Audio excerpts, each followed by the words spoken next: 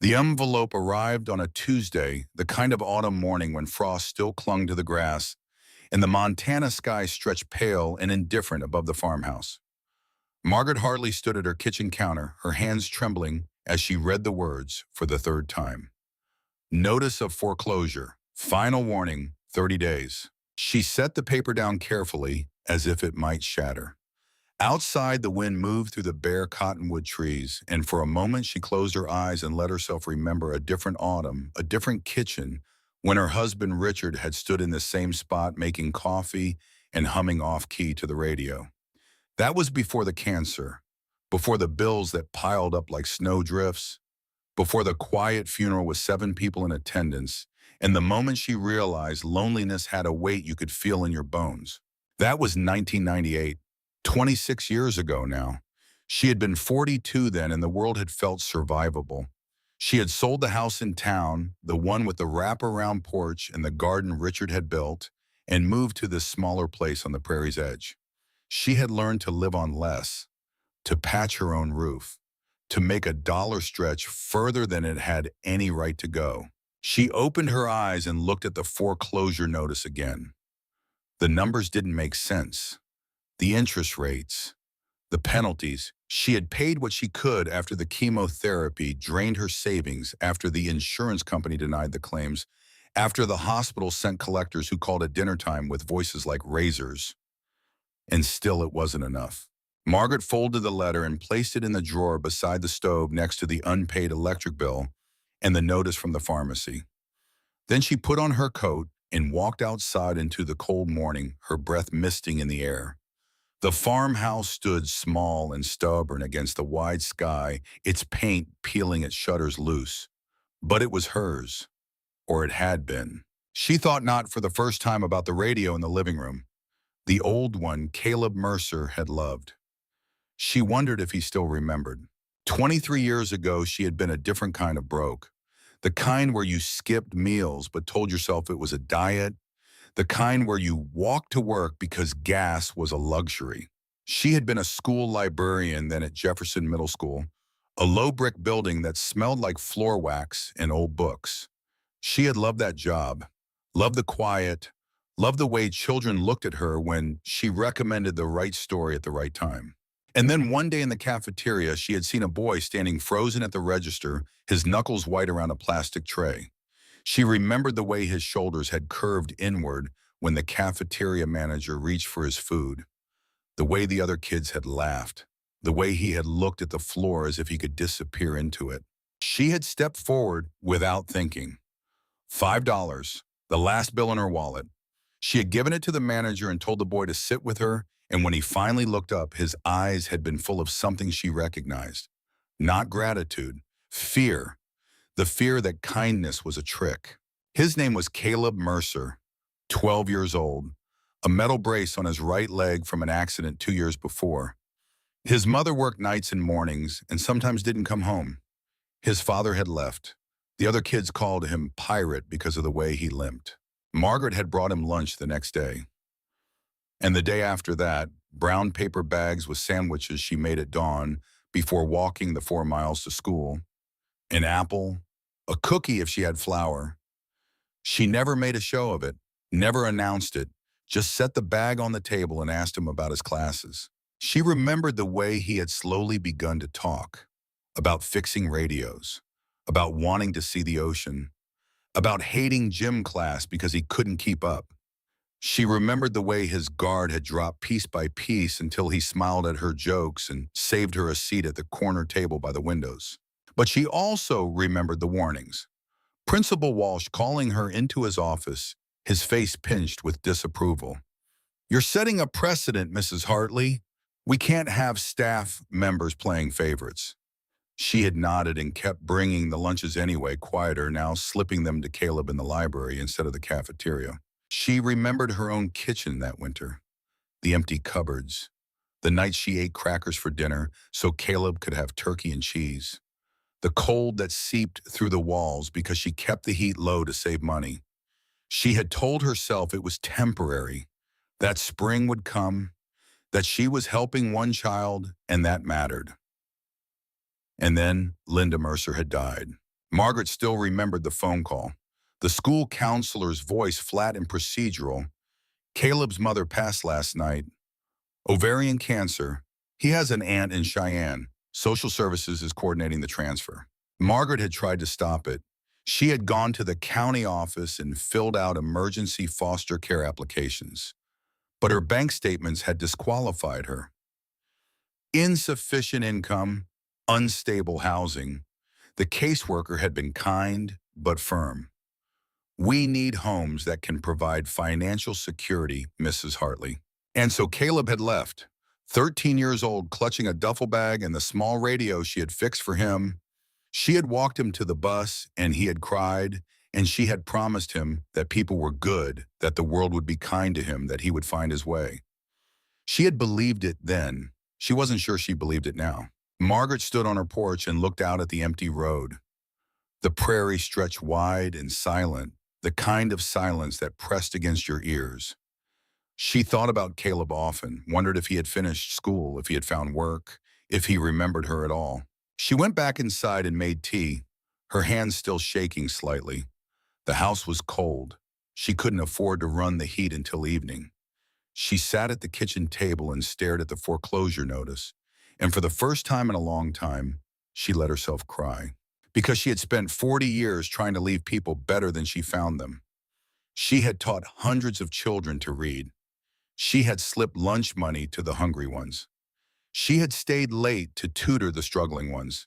She had given everything she had, and now the world was taking the last thing she owned, and no one was coming to save her. She was wrong about that, but she wouldn't know it for 3 more weeks. Caleb Mercer didn't look like the boy Margaret remembered. That boy had been thin and pale, with eyes that darted away when you spoke to him. This man was broad-shouldered and sunburned, his hands scarred from years of mechanical work, his jaw shadowed with stubble. He wore a leather vest with patches that told a story most people wouldn't understand. Hell's Angels, Road Captain, Colorado chapter. He sat in the clubhouse on a Thursday afternoon scrolling through his phone while the others argued about the route for Saturday's ride. The air smelled like motor oil and stale beer. Someone had the radio on classic rock turned low. It was a good day, ordinary, the kind of day where nothing was supposed to change. And then he saw the headline, Montana widow faces foreclosure after cancer battle. He almost kept scrolling. There were 1,000 sad stories on the internet, 1,000 people losing homes, but the photograph stopped him.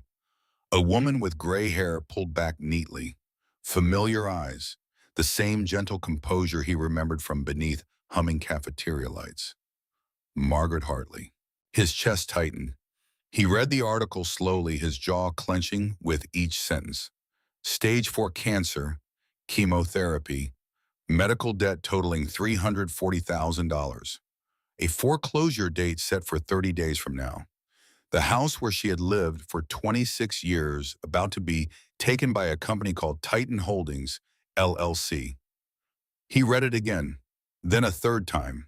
The noise around him blurred into nothing. Someone clapped him on the shoulder. You good, Anchor? He didn't respond. He stood slowly, phone still in his hand, and walked to the center of the room. The conversation stopped. Men turned to look at him. Vincent Kane, the chapter president, set down his beer. What's up? Caleb looked around at the men who had become his brothers, men who valued loyalty above all else, men who understood debts that couldn't be measured in money. He spoke plainly. 23 years ago, when I had nothing and nobody standing up for me, a woman made sure I ate every day. Didn't ask for anything back. The room went quiet. She's about to lose her house. Silence settled, heavy and deliberate, not uncertain, calculating. How far, someone asked. Montana, a few whistles. It was a long ride, but distance had never been a deterrent when the cause was clear. Vincent leaned back, studying Caleb's face, reading the weight behind the request. You asking for a couple guys? Caleb shook his head. I'm asking for whoever believes debts like that don't expire. Vincent's lips curved into a slow smile. Start making calls. Caleb had not always been a man people respected. There had been years when he was something else entirely. Angry, lost, dangerous in the wrong ways. After Melinda died, he had gone to live with his Aunt Paula in Cheyenne. She was his mother's older sister, a woman with a sharp tongue and a fondness for cheap vodka. She had taken him in because the state paid her to, and she had made sure he knew it. The first night, she had pointed to a mattress on the floor in the basement. "You stay out of my way, we won't have problems." He had stayed out of her way. He had gone to school and come home and worked at a garage on weekends for cash under the table. He had kept his head down and tried not to think about Montana, about the cafeteria table by the windows, about the woman who had made him feel like he mattered. But Cheyenne was not kind to quiet boys with limps and secondhand clothes. The high school was bigger, meaner. The nicknames followed him: Gimp, Cripple, Charity Case. He learned to fight back, and he learned that fighting only made it worse. Paula's boyfriend had been the worst of it, a man named Derek who smelled like cigarettes and moved through the house like he owned it. Derek liked to corner Caleb in the kitchen, liked to shove him into walls, liked to remind him that he was nothing. One night when Caleb was 16, Derek had gone too far. Caleb had hit back. Hard. Derek had gone down and Caleb had kept hitting until Paula screamed and called the police. The cops had come. Caleb had been arrested. But the garage owner, a man named Jack Porter, had bailed him out. Jack was a veteran, grizzled and quiet, and he had looked at Caleb in the holding cell and said, "You got a choice, kid. You can let this break you, or you can let it build you." Caleb had chosen to let it build him. He moved into Jack's garage, sleeping on a cot in the back. Jack taught him to rebuild engines, to weld, to work with his hands. And more than that, Jack taught him loyalty, taught him that respect was earned through consistency, not words. For 2 years, Caleb had something close to stability. And then Jack had a heart attack in the shop one morning and died before the ambulance arrived. Jack's son had come from California for the funeral. He had taken one look at the garage and said, "I'm selling it." Caleb had shown him the will, the document where Jack had left the business to him. The son had laughed and hired a lawyer. 3 months later, Caleb had lost everything. He had left Cheyenne with nothing but a duffel bag and a broken radio he still couldn't bring himself to throw away. He was 18, alone, angry. For 5 years he drifted: Wyoming, Nevada, Idaho, Colorado. He took work where he could find it: construction, long-haul trucking, warehouse loading docks. He slept in his truck or cheap motels. He drank too much, got into fights, spent 3 months in county jail for aggravated assault after a bar brawl turned bloody. It was in jail that he met Marcus Stone. Marcus went by the road name Reaper, and he was a sergeant-at-arms for the Hells Angels. He had looked at Caleb across the rec room one afternoon and said, "You got an anchor tattoo. What's the story?" Caleb had glanced down at his forearm. The tattoo was crude, done with a homemade rig in a Nevada motel. It was an old radio with an anchor wrapped around it. Below it, the words, "Find your way home." "It's nothing," Caleb had said. Marcus had smiled. "Bullshit. Nothing doesn't end up on your skin." Eventually, Caleb had told him about Margaret, about the lunches, about the radio, about the promise he had made to never forget. Marcus had listened without interrupting. When Caleb finished, Marcus had nodded slowly. "I was you once, angry, lost. The club saved me, not because they're saints, but because they showed up when no one else did." After they were released, Marcus had given Caleb an address in Colorado Springs. "You want to keep drifting? That's your business. But if you want to be part of something, come find me." Caleb had waited 2 months before he showed up. The clubhouse was a low building on the edge of town, surrounded by motorcycles and the smell of exhaust. Marcus had been working on a bike when Caleb walked up. "Took you long enough," Marcus had said. Caleb had started as a prospect. It meant doing the grunt work, cleaning bikes, running errands, proving himself through action, not talk. The other members watched him carefully. Trust was not given lightly in this world. But Caleb understood loyalty. He understood showing up. And slowly, over months and then years, he earned his place. There were rules, structure, a code that mattered. The Hells Angels were not the villains the world made them out to be. They were men who had been failed by the system and had built their own. They ran charity rides for veterans. They protected their neighborhoods. They stood shoulder to shoulder when one of their own faced trouble. In 2018, Caleb earned his patch. The day they gave it to him, he thought of Margaret, of the way she had treated him not as a charity case, but as someone worth sitting beside. He had tried to find her over the years. Facebook searches, old school records, a private investigator who charged $200 and came back with nothing. She had retired, moved, disappeared into the quiet spaces people go when the world stops noticing them. And then on a Thursday afternoon in October 2024, she had reappeared. Not in person, but in a photograph on a news website, about to lose everything. Caleb stood in the clubhouse and looked at the men around him. "We ride in 2 weeks," he said. Vincent nodded. "I'll make calls. We'll get 6 chapters. Maybe 7. "We need a lawyer," Caleb said. "Titan Holdings. They're a predatory lender. They target people like her." A younger member named Tommy spoke up. "My cousin's a lawyer. Does pro bono work?" "I'll reach out." "We need contractors too," Caleb continued. "The article says the house needs work. Roof, foundation. We do this right." Vincent stood and walked to the center of the room. "Listen up. We got 3 weeks to pull this together. Anchor's calling in a debt. That means it's all our debt. We show up. We do the work. We make it right. Understood?" The room erupted in nods and affirmations. Engines revved outside. Plans began to form. Caleb stepped out into the cool evening air. He pulled out his phone and looked at Margaret's photograph again. She looked older, tired, but her eyes were the same. He thought about the last time he had seen her, standing on a sidewalk in Montana waving as the bus pulled away. He had been 13 and terrified, and she had promised him the world would be kind. It hadn't been, but he had survived anyway, and now it was his turn to keep a promise. He sent a text to his wife, Emma. "I need to go to Montana. I'll explain when I get home." She replied immediately. "Is everything okay?" He typed slowly. "No, but it will be." Inside the clubhouse, Vincent was already on the phone. "Yeah, it's Priest. I need you to spread the word. We're riding north in 2 weeks. Bring your tools. Bring your checkbooks. We're settling a debt." Caleb listened to the conversations overlapping around him. Men volunteering, money being pledged, routes being planned. And for the first time in a long time, he felt something close to peace. Because Margaret had taught him something fundamental. She had taught him that being seen could feel like being saved. And now, 23 years later, he was going to make sure she felt the same. The convoy would leave in 14 days, 150 motorcycles, 7 chapters, a promise written in chrome and leather, and the low rumble of engines that could shake the ground.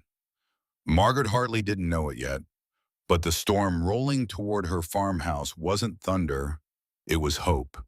And it was loud enough to be heard across 2 decades and 600 miles of asphalt.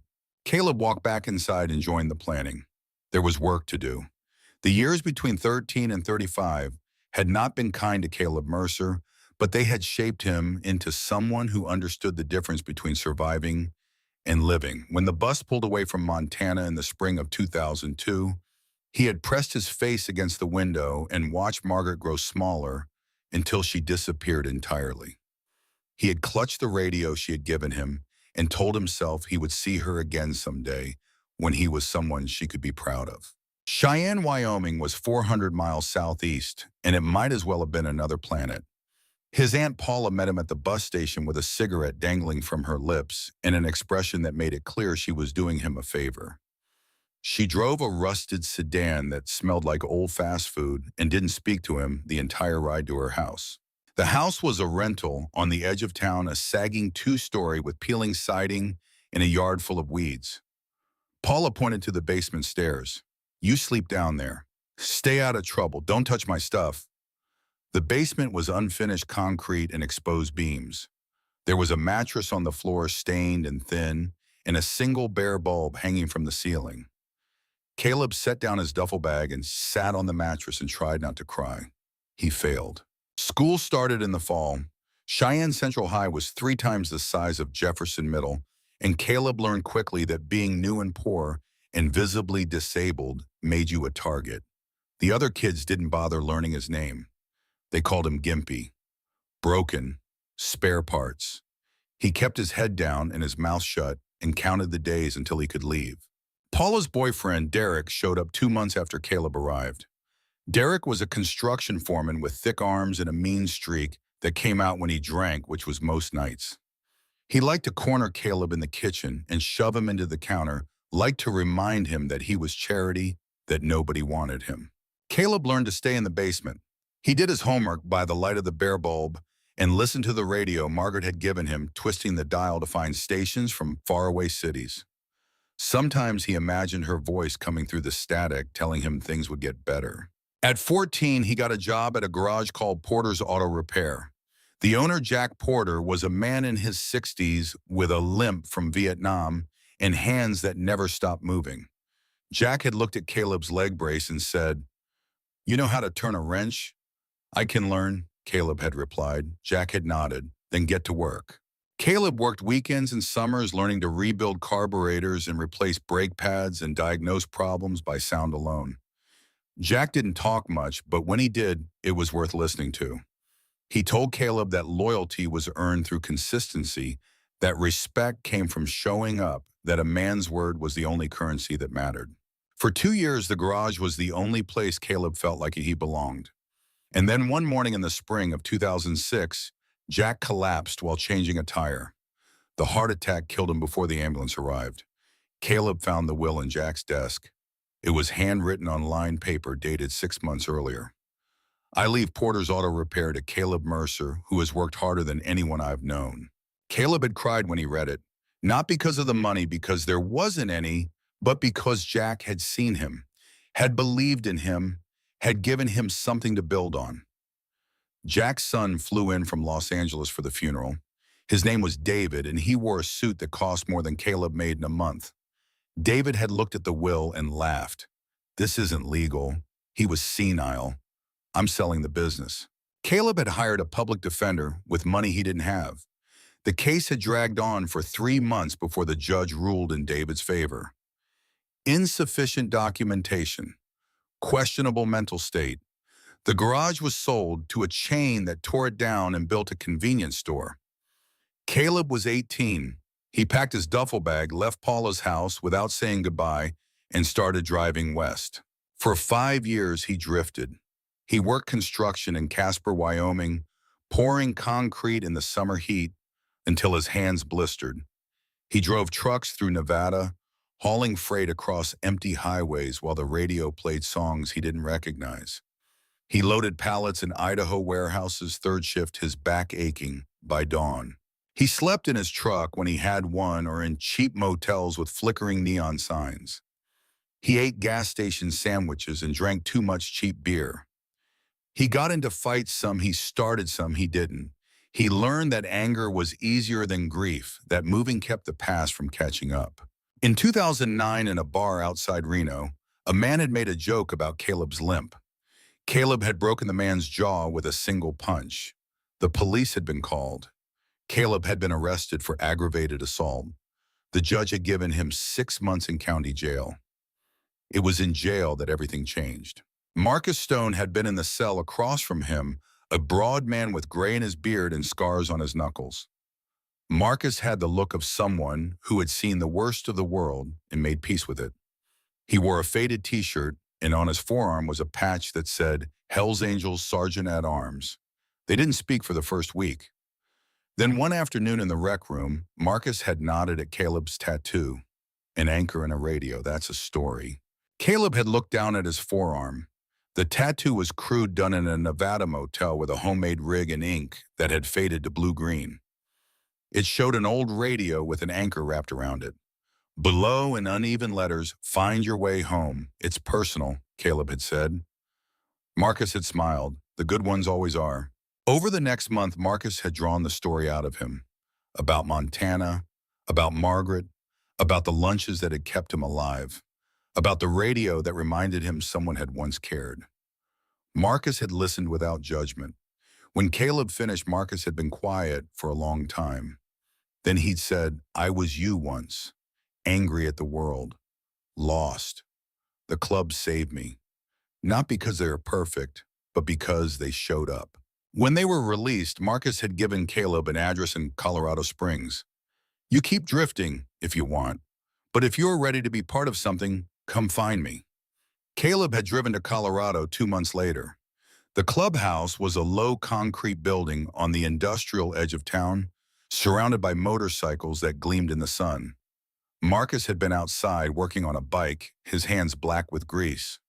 "Took you long enough," Marcus had said, not looking up. Caleb had started as a prospect in the fall of 2012. It meant proving himself, cleaning bikes, running errands, doing the grunt work without complaint. The other members watched him carefully. Trust was not given. It was earned piece by piece through showing up when it was inconvenient and keeping your mouth shut when it mattered. Caleb understood that. He had spent his life being invisible. Now he learned to be reliable instead. The Hells Angels were not what the news made them out to be. They were men who had been failed by the system and had built their own. They ran charity rides for wounded veterans. They protected neighborhoods the police ignored. They had rule structure, a code that meant something.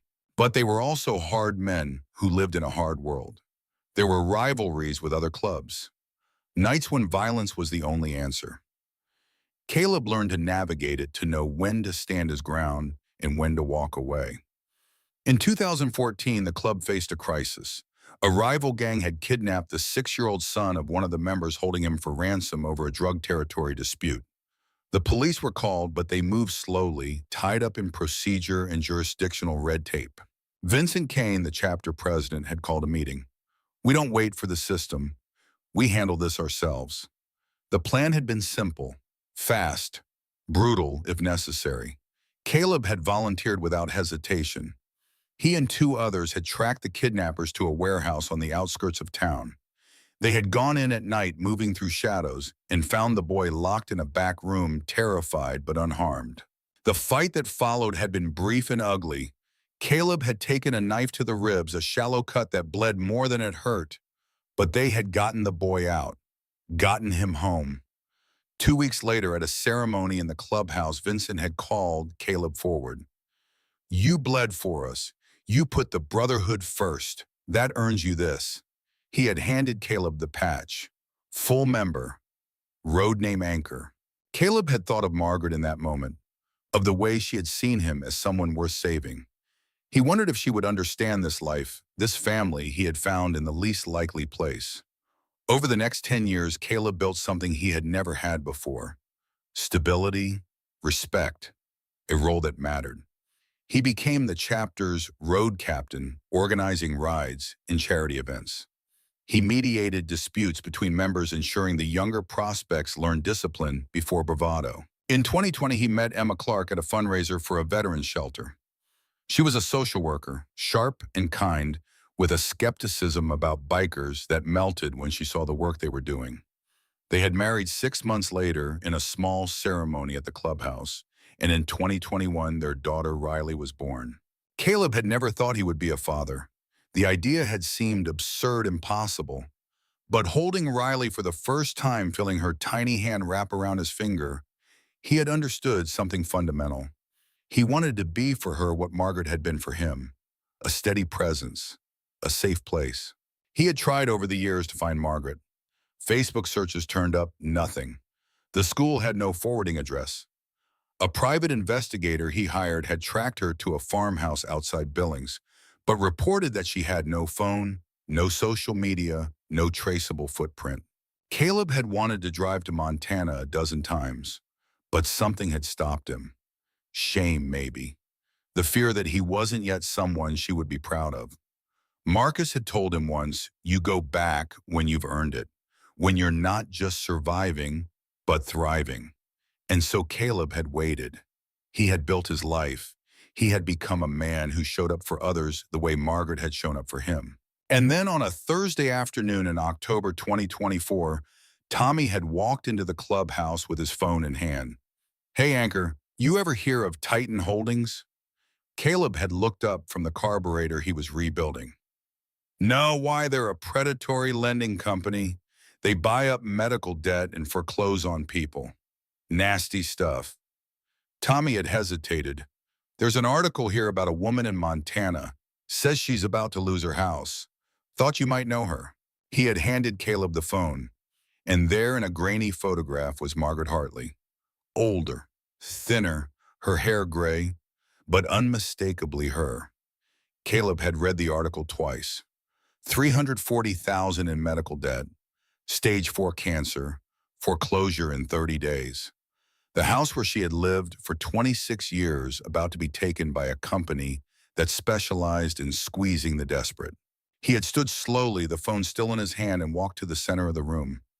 The conversations had stopped. Men had turned to look. I need to tell you a story, Caleb had said, and he had told them, about being 12 years old and invisible, about a woman who had paid for his lunch when no one else cared, about the way she had made him feel like he mattered. When he finished, the room had been silent. Then Vincent had stood. How many bikes do we need? All of them, Caleb had said. Vincent had nodded. Then let's make some calls. Over the next 2 weeks, the plan had taken shape. Calls went out to 6 other chapters. Wyoming, Montana North, Montana South, Nebraska, Idaho, North Dakota. The message was simple. A debt is being settled. Show up if you believe in repaying kindness. 150 riders committed. Contractors volunteered. A lawyer named Jessica Mitchell, who specialized in fighting predatory lenders, agreed to take the case pro bono. Money was raised, not through charity but through the Brotherhood. Each member contributed what they could. Some gave $50, some gave $5,000.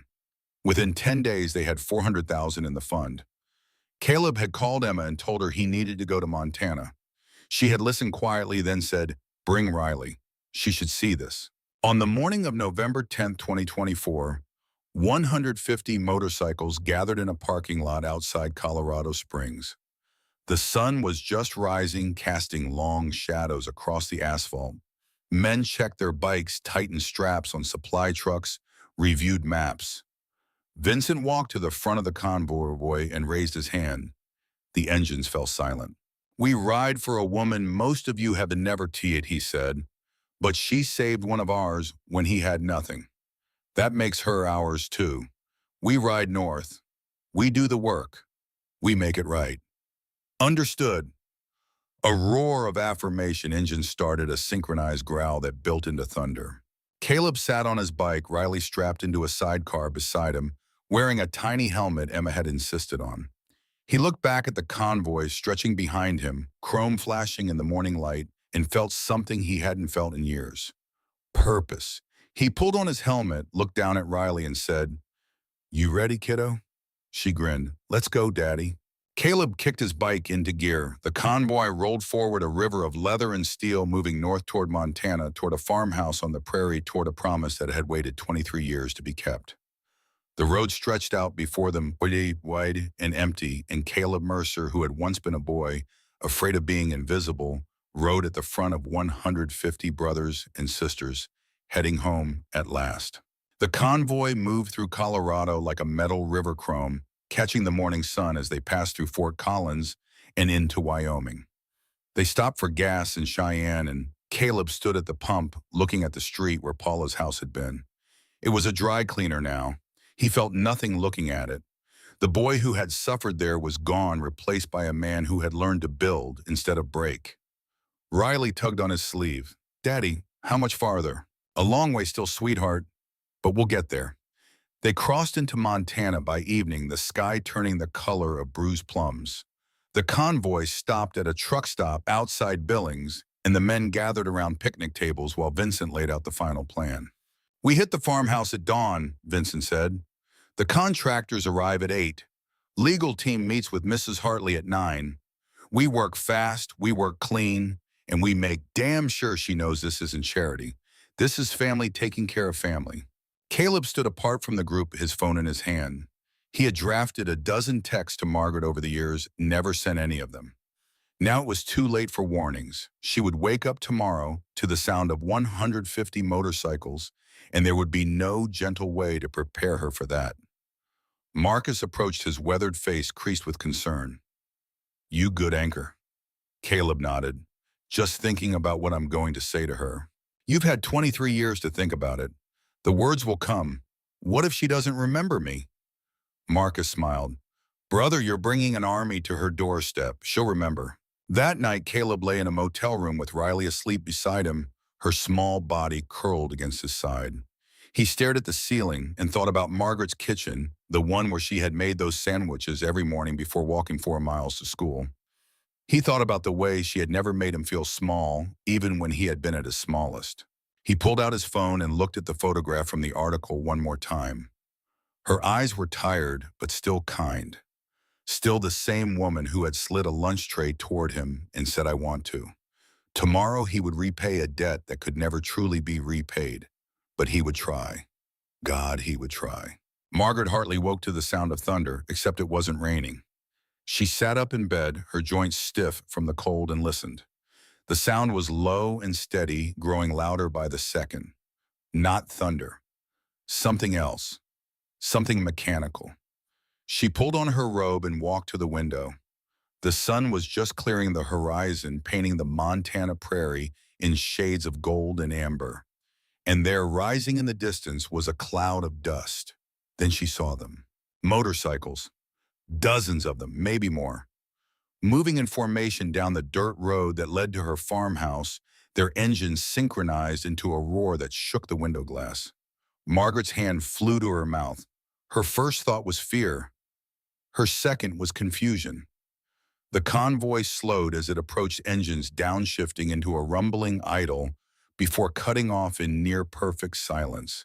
Boots hit gravel, helmets were removed, and a man at the front stepped forward. He was broad-shouldered and weathered, his face shadowed with stubble, his leather vest covered in patches she didn't understand. But there was something in his walk, a faint hitch in his stride, and when he looked up at her, his eyes were familiar. Margaret stepped onto the porch, her heart pounding. Caleb. He stopped at the bottom of the steps, his hands at his sides, and for a moment he looked exactly like the boy she remembered. Uncertain, hopeful, afraid she wouldn't recognize him. Mrs. Hartley, he said, his voice thick. It's me. She descended the steps slowly, her hand gripping the railing for support. Oh my God, look at you. And then she was hugging him, this man who had once been a frightened child, and he was hugging her back, and 23 years collapsed into nothing. Behind him, 150 bikers stood in silent witness. Some had tears in their eyes. Some smiled. All of them understood that they were watching something rare. A promise being kept. Caleb pulled back gently, his hands on her shoulders. You fed me when I didn't have anything, he said. Now it's my turn. Margaret shook her head, confused. What are you talking about? A woman in a business suit stepped forward. Mrs. Hartley, my name is Jessica Mitchell. I'm an attorney specializing in predatory lending cases. Your foreclosure has been challenged in federal court. Titan Holdings is under investigation for fraud, elder abuse, and violation of fair lending practices. As of this morning, all proceedings against you have been suspended. Margaret blinked. I don't understand. Caleb handed her a folder. Your debts have been paid. All of them. The medical bills, the property taxes, everything. The house is yours. Margaret opened the folder with trembling hands. Inside were documents, letters from banks, stamped notices of payment in full. She looked up at Caleb, then at the sea of bikers behind him. How we took a collection, Caleb said simply. The Brotherhood takes care of its own, and your family now. A man in his 60s stepped forward, removing his sunglasses. Ma'am, my name is Vincent Kane. I'm the president of the Colorado chapter. We've also brought contractors. Your roof needs replacing. The foundation has some cracks. The furnace is from the last century.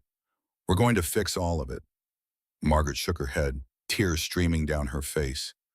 I can't accept this. It's too much. Caleb took her hands. You already did.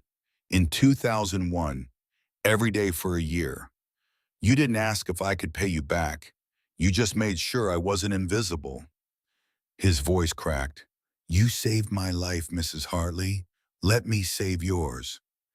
She looked at him, this man who had been a boy she'd fed sandwiches to, and she understood that this wasn't charity.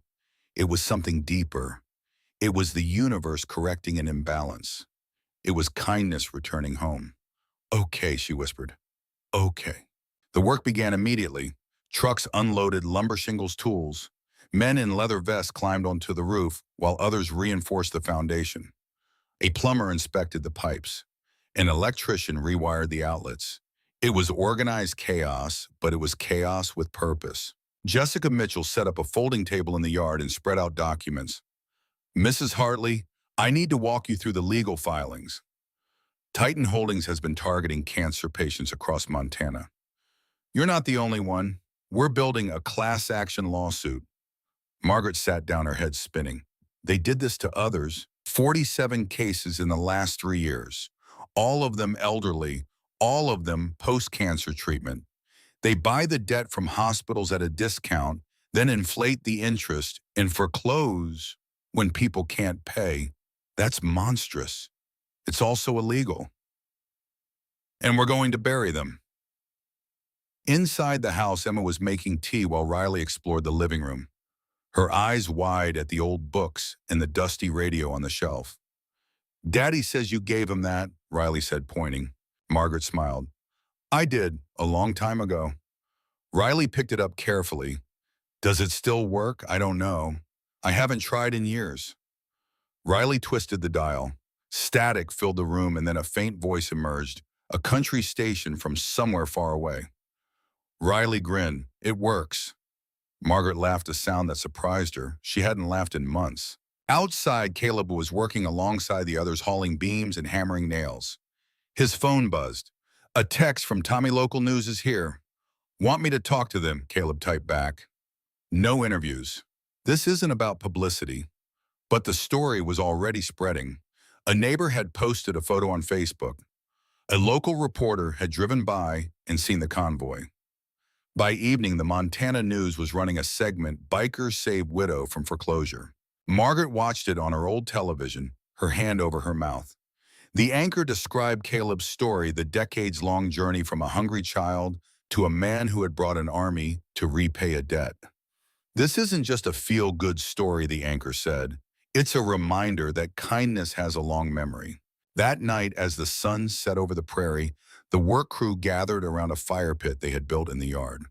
Someone had brought a grill. Burgers and hot dogs sizzled over the flames. Beer was passed around. Riley sat on Caleb's lap, her head drooping with exhaustion. Vincent raised a bottle. To Margaret Hartley, for seeing a kid who needed help and not looking away. To Margaret, the group echoed. Margaret stood, her voice shaky. "I don't know what to say, except that I never expected this. I just did what anyone should do." "But not everyone does," Caleb said quietly. "That's what makes it matter." The next morning, a black SUV pulled up to the farmhouse. A man in an expensive suit stepped out, flanked by 2 lawyers. Margaret recognized him from the news coverage. Warren Grice, CEO of Titan Holdings. Grice walked to the porch where Margaret and Caleb stood. His expression was smooth, practiced. "Mrs. Hartley, I'd like to discuss a settlement." Jessica Mitchell appeared beside them. "Mr. Grice, you're trespassing. Leave now or I'll have you arrested." Grice ignored her, addressing Margaret directly. "This circus is costing my company millions in bad press. I'm prepared to offer you $200,000 to drop the lawsuit and sign a non-disclosure agreement." Margaret stared at him. "You want me to stay quiet while you do this to other people? I want to resolve this amicably." Caleb stepped forward. "Get off her property." Grice's smile thinned. "Or what? You'll assault me, I have witnesses." Vincent appeared from around the side of the house, followed by a dozen bikers. "You have witnesses to you harassing an elderly woman on her own land. Leave. Now." Grice's lawyers exchanged glances. One of them tugged his sleeve. "Sir, we should go." Grice pointed at Margaret. "This isn't over." Jessica smiled coldly. You're right, it's not. See you in court. The SUV pulled away, dust billowing behind it. Margaret sat down on the porch steps, her hands shaking. I didn't know it would be like this. He's scared, Jessica said, which means we're winning. Over the next 2 weeks, the case exploded. The FBI opened an investigation into Titan Holdings. A federal judge froze the company's assets. 47 other victims joined the class action lawsuit, their stories eerily similar to Margaret's. Warren Grice was arrested on charges of fraud and elder abuse. Judge Milton Crawford, who had rubber-stamped 90% of Titan's foreclosures, resigned under pressure. The local news ran daily updates. And through it all, the bikers stayed. They finished the roof. They replaced the furnace. They painted the house. They built a new porch with a railing that didn't wobble. On the final day, as the last truck was being loaded, Margaret stood in her yard and looked at the transformation. The house looked like it had been lifted out of time and restored to something whole. Caleb approached holding a small box. I have something for you. She opened it. Inside was a framed photograph, old and faded. It showed a thin boy with a leg brace sitting at a cafeteria table beside a woman with kind eyes. Between them was a brown paper bag. On the back, in careful handwriting, "You taught me what family means." Margaret traced the edge of the frame, her vision blurring. I only did what anyone should do. Not everyone does, Caleb said again. She hugged him tightly. Thank you for remembering, for coming back. I never forgot, he said. The convoy pulled away slowly, engines rumbling in a staggered formation. Margaret stood at the edge of her property and waved until the last bike disappeared over the horizon. The prairie returned to its familiar silence, but the house was no longer the same. It was stronger now, safer, and so was she. 6 months later, on a bright May morning, 200 people gathered in downtown Billings for the grand opening of the Hartley Center, a nonprofit dedicated to providing meals and support for children in need. The building was modest but sturdy, with large windows and a mural on the sidewall showing a cafeteria table, a brown paper bag, and the words, "Kindness is the only debt that grows with interest." Margaret stood at the podium, her hands gripping the edges, her voice steady. I spent 40 years trying to help children who were hungry or alone.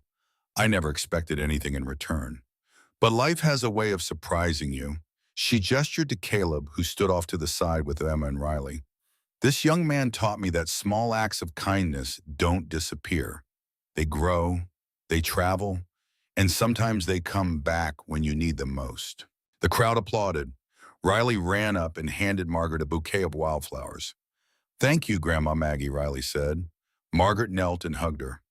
Thank you, sweetheart. After the ceremony, as people milled around eating donated food and touring the center, Caleb stood beside the old radio displayed in a glass case near the entrance. Vincent joined him. Hell of a thing you did, Anchor. She did it first, Caleb said. That's the point, isn't it? Someone has to go first. Caleb nodded. Yeah, someone does. As the sun set over Billings, the Hartley Center glowed with light and laughter. Margaret sat at a table surrounded by former students, each of them sharing stories of how she had helped them. A doctor who had been homeless in high school, a teacher who had struggled with dyslexia, a mechanic who had lost his father and found solace in her library. 150 motorcycles were parked outside their riders, mingling with the crowd. Some wore patches, some wore suits. All of them understood that they were part of something bigger than themselves. Margaret looked around the room and felt for the first time in years that the world was exactly as it should be. Not perfect, not easy, but balanced. Caleb caught her eye from across the room and raised his glass. She raised hers in return. And in that moment, the debt was settled. Not erased, not forgotten, but transformed into something that would outlast them both. A legacy of kindness, a promise kept, a circle completed. Outside, the prairie wind carried the sound of laughter and music into the wide Montana sky. And somewhere in the distance, an engine rumbled to life, ready for the next ride, the next story, the next chance to prove that the world, for all its cruelty, still had room for grace. Margaret walked to the window and looked out at the parking lot filled with motorcycles, at the people streaming in and out of the center, at the children already gathering for their first hot meal.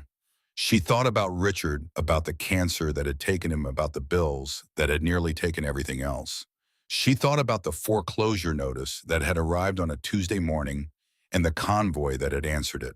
She thought about a 12-year-old boy with a metal brace and eyes full of fear, and the man he had become, a man who understood that debts of the heart were the only ones worth paying. Caleb appeared beside her, Riley balanced on his hip. Emma stood close, her hand on his shoulder. "Look at what we built," he said softly. "What you built," Margaret corrected. "I just planted the seed." He shook his head. "You did more than that. You showed me I mattered when nobody else would. That's not planting a seed, that's saving a life." Riley reached for Margaret, and she took the little girl into her arms.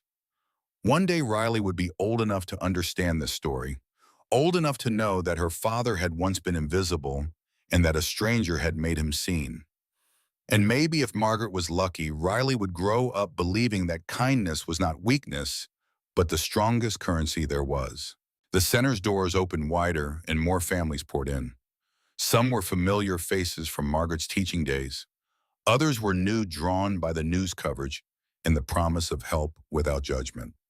Jessica Mitchell was there talking to a group of lawyers about expanding the model to other cities. Vincent and Marcus stood by the food table, making sure no child went through the line alone. This was what victory looked like, not a single dramatic moment, but 1,000 small ones. A child getting a warm meal, a parent finding relief from the burden of hunger, a community remembering that it was stronger together than apart. Margaret set Riley down and watched her run to join the other children gathered around a storytelling corner. The volunteer there was reading aloud, and the kids sat transfixed, their faces bright with attention. That could have been Caleb, Margaret thought, if things had gone differently, if she hadn't stepped forward in that cafeteria, if she had decided $5 was too much to spare. But she had stepped forward, and that single decision had rippled across 23 years, growing larger and more powerful, until it returned as something she could never have imagined. As the evening deepened, people began to leave their arms full of groceries and their faces softer than when they'd arrived. Margaret stood at the door, shaking hands and accepting thanks she still didn't quite believe she deserved. An elderly man stopped in front of her, his eyes wet. "You don't remember me," he said, "but you tutored my grandson in 1987. He couldn't read. You stayed after school every day for 6 months. He's a lawyer now. Because of you." Margaret's throat tightened. "I'm glad he's doing well. He's here because you saw him." The man gripped her hand. "Thank you for seeing people." After he left, Margaret found a bench outside and sat down, suddenly exhausted. The night was clear, stars visible despite the glow from the building. She heard footsteps and looked up to see Caleb approaching. He sat beside her without speaking at first. Then he said, "I used to dream about this, finding you again, telling you what you meant to me. But I never imagined it would look like this." "Like what?" "Like proof that it worked. What you did. Not just for me, but for all of them." He gestured toward the center. "You spent your whole life believing kindness mattered, and now there's a building full of people who prove you were right." Margaret smiled. "I was terrified it didn't matter, that I was just putting band-aids on problems too big to fix. Maybe that's all any of us can do. Put on band-aids, but enough of them over enough years, and the wound starts to heal." They sat in comfortable silence, watching the last few families trickle out. Emma emerged with Riley asleep in her arm, and Caleb stood to take his daughter. "We should get going," Emma said. "Long drive back to Colorado tomorrow." Margaret hugged them each in turn. "Come back soon. Riley needs to know her Grandma Maggie." "We will," Caleb promised. "And if you ever need anything at all, you call. The Brotherhood doesn't forget." After they left, Margaret walked back inside. The volunteers were cleaning up, stacking chairs, and wiping down tables. She helped where she could, grateful for the ordinary rhythm of the work. Jessica found her washing dishes in the small kitchen. You know you don't have to do this, right? We have people for this. I know, but I want to. Jessica leaned against the counter. I've been thinking about what comes next. We've got the funding to open 3 more centers in Montana. Maybe 5 if the donations keep coming. But we need someone to oversee them. Someone who understands what we're trying to build. Margaret looked up from the sink. You want me to do it? I want you to consider it. You've already done the hard part. You spent 40 years figuring out how to help kids who need it. Now we just need to scale it up. Margaret dried her hands slowly. I'm 71 years old, Jessica. I've got cancer. I don't know how much time I have left. Then let's make the time count. Jessica smiled. Besides, the doctors said you're in remission. That's not nothing. It was true. The cancer that had been eating away at her body had retreated, pushed back by treatments the lawsuit settlement had made possible. The doctors called it miraculous. Margaret called it improbable luck. But whatever it was, she was still here, still breathing, still capable of doing work that mattered. All right, she said, I'll do it. Over the next year, the Hartley Center expanded. New locations opened in Great Falls, Missoula, Helena. Each one followed the same model: free meals for children, no questions asked, volunteers who treated every kid with dignity. Caleb visited often, sometimes alone, sometimes with Emma and Riley. He helped with repairs, organized fundraisers through the Hells Angels chapters, and told anyone who would listen about the woman who had saved his life with nothing more than a sandwich and kindness. The story continued to spread. National news picked it up. Donations poured in from across the country. People who had their own memories of someone who had helped them when they needed it most sent checks with notes that said, "Pay it forward." Margaret hired staff-trained volunteers and traveled between the centers to make sure they stayed true to the mission. She was busier than she had been in years, and the exhaustion was real, but it was the kind that came from purpose. One afternoon in the spring of 2026, she was at the billing center when a young woman approached her. The woman was thin, her clothes worn but clean, and she held the hand of a small boy who looked about 7. Mrs. Hartley, the woman asked hesitantly. Margaret smiled. Yes, how can I help you? The woman's eyes filled with tears. I just wanted to say thank you. We've been coming here for 3 months. My son eats here every day after school, and it's the reason we didn't lose our apartment. I was choosing between food and rent, and you made it so I didn't have to choose. The boy tugged on his mother's sleeve. Mom, can I go play? Go ahead, sweetheart. The woman watched him run off, then turned back to Margaret. I don't know what we would have done without this place. Margaret took the woman's hand. You would have survived. You're clearly a fighter, but I'm glad we could make it a little easier. After they left, Margaret sat down heavily in one of the chairs. Her body ached more these days, the cancer treatments leaving residual damage, even in remission. But moments like that made it worthwhile. Every single one. Jessica appeared with a folder. We need to talk about the gala. Margaret groaned. Do we have to? Yes. It's the biggest fundraiser of the year. You're the guest of honor. You can't skip it. The gala was held in a hotel ballroom in Billings filled with donors, community leaders, and families who had been helped by the centers. Margaret wore a simple dress and stood at the podium feeling deeply uncomfortable with the attention. But when she looked out at the crowd and saw Caleb in the front row, Vincent and Marcus beside him, Riley waving enthusiastically from Emma's lap, she found her voice. I didn't set out to build something big, she began. I just tried to help one kid at a time. But that one kid grew up and brought an army, and that army built something I never could have built alone. She paused, her voice catching. If there's a lesson here, it's that small acts matter. They ripple out in ways we can't predict. So if you see someone who needs help, don't wait for someone else to step in. Be the someone, because you never know what that moment might become. The applause was thunderous. People stood. Margaret saw tears on faces throughout the room, and when Caleb approached the stage and hugged her, she felt the weight of 25 years collapse into gratitude. Later that night, back at her farmhouse, Margaret sat on the porch and looked up at the stars. The house was quiet, The prairie wind whispered through the grass, and for the first time since Richard had died, she felt at peace. Her phone buzzed.